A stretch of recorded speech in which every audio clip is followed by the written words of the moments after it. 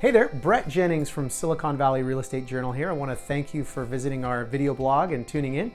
The topic today is how to win in a multiple offer situation when buying.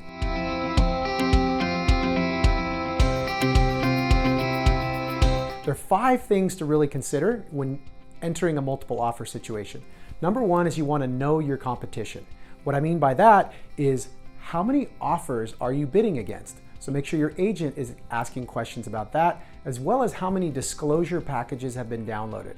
What we're seeing in the market now is about 1/3 or 1/4 of the number of disclosure packages downloaded will indicate how many offers you can expect to be bidding against. Once you know your competition, the second thing is you want to know the market.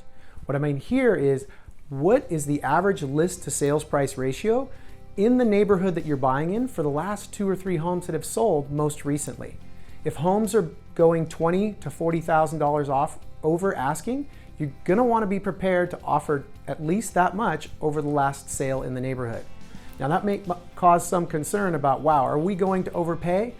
What? Do consider in a real estate market where prices have consistently grown 10% year over year, if you're bidding 2%, 3% over the last sale price, you'll easily recoup that in just a few months' time. The third thing you're going to want to do is consider removing as many contingencies as possible when you're writing your offer.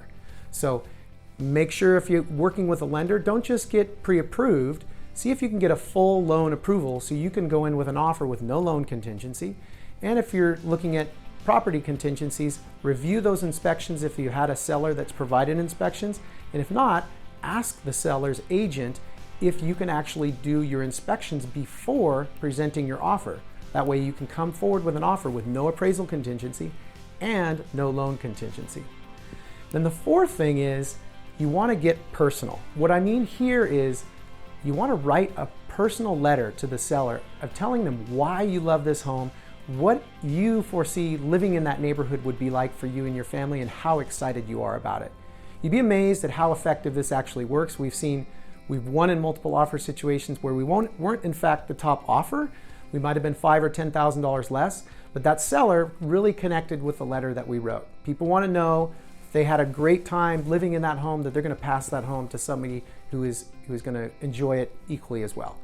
And then the last thing is, if you don't actually win the offer in your multiple offer situation, get a written backup offer in place. In multiple offer situations, it's very frequent that people bid and escalate prices, and sometimes that number one buyer who wins the house backs out. And if you have a written backup offer, you'll be first in line. You want to make sure about that. And finally, this all assumes that you've got a great agent and negotiator working on your behalf. And so if you are considering selling, be sure to check out the rest of our video blog tips, as well as our reviews here on Zillow. And we look forward to helping you. Hope this was helpful, and this is Brett Jennings saying we'll be right here ready to help you create a better life through real estate.